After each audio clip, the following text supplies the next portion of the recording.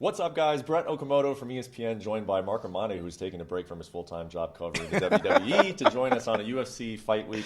It is a big fight week in Jacksonville. UFC 273, 2 title fights, and then Khamzat Chimaev taking on Gilbert Burns. A lot to talk about. We'll be talking about it all week, again, from Jacksonville. Let's start with the main event, Alex Volkanovski versus Korean Zombie. I think it's, to me, the two key storylines here, the two things that are super interesting is that, Zombie, he set a new record for the most time between 2 title fights, which I think is pretty incredible. He fought Jose Aldo about 9 years ago for the championship, came up short, had a military service in between then, a long career, and now here he's getting probably his last shot at UFC championship. And then Alexander Volkanovski just looks like a guy who is just embracing who he is, walking around with his chest out. He's confident. Looks like he's going to be a very tough guy to beat. Yeah, it's going to be a really interesting fight. And, the last video I did, Brett, for ESPN was with The Miz, and this is maybe a little bit of a downgrade, but we're gonna power through anyway. Sure. But as far as Volkanovski and Zombie goes, I think it's a really good fight. And what you mentioned about Zombie is really interesting about the longest gap in between title fights, because we were talking about something similar with Glover Teixeira a few months ago, and he ended up winning the title, and it was a big upset against Jan Blachowicz. Could Zombie pull off something similar? I think people forget that Zombie, even his name is conducive to him being like an action fighter, right? Mm-hmm. He's always been a really entertaining fighter, but I think people have kind of slept on him being like, he's really good. Mm-hmm. Like he's been near the top of the division, as you've mentioned, for a very long time. And when he goes away for a long period of time, whether it's injury or military service, he always seems to kind of come back. Remember, he had that big knockout over Dennis Bermudez a few years ago when coming back from military service. He always seems to be in the conversation, and this is his shot. And we were at Media Day just a few minutes ago. He was talking, and he said he realizes this might be his final chance at a title shot. So it's his time if he can cash it in. Well, it's going to be interesting because, like you say, maybe he does get thought of as a brawler sometimes, and he admittedly says he was a brawler, used to be a brawler, but.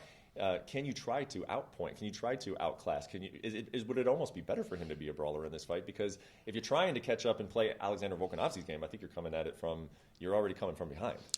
I mean, anyone going into a striking battle with Alexander Volkanovski, even the best fighters in the division, even someone like Max Holloway, it's almost a disadvantage right off the bat. He is just so darn good at striking. He's so technical. This is a guy whose background is in rugby, but he's managed to become one of the most elite strikers in the entire game right now. The leg kicks and the feinting and the combinations. He's just outstanding. So how do you solve that puzzle if you're Korean Zombie? Well, we saw Zombie take down Dan Ige last year in that fight, which that's not something that we've seen from Korean Zombie in the past, but he's working with Henry Cejudo. He's down at Fight Ready working with Eric Albarracin.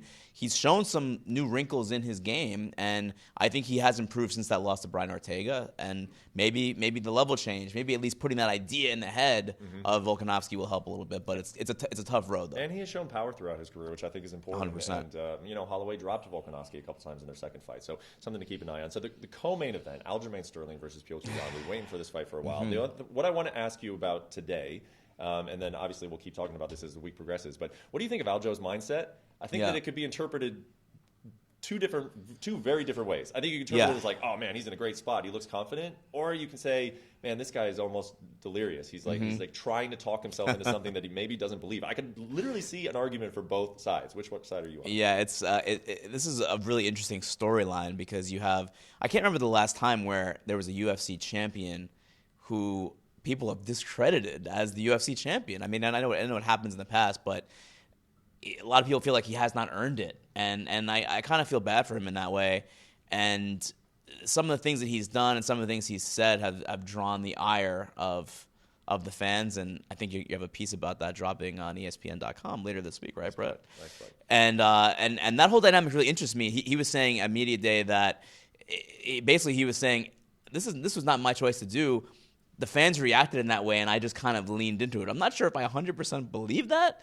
Maybe that's true. Maybe that's something that he's telling himself, but his mindset and how he's like approaching this fight is one of the more interesting stories going into a title fight that I've seen, because you have almost like a lame duck champion in a sense. Yeah. How much will the mental play in? Jan was winning the first fight, and I think he's certainly the favorite again, and most people think he's going to win, but look, Aljo can't be he can't be completely counted out for sure. Yeah, to me that's the greatest mystery of this week and that fight is what kind of Aljamain Sterling you get. I mean, Piotr Jan he's Piotr Jan. we know what he's getting. Yes, we know who we're getting with him. Aljamain didn't have a great performance. He said it himself against Jan, and now it's like he says he doesn't. He says he's having fun with it. But is he having fun with it, or is he trying to look like a guy who's having fun with it? I can't tell. I haven't been able to tell, since that first fight happened. Okay, we got to get out of here, but we can't get out of here without talking about Khamzat Chimaev. Just any type of observation you have early in the week on Khamzat and Gilbert Burns.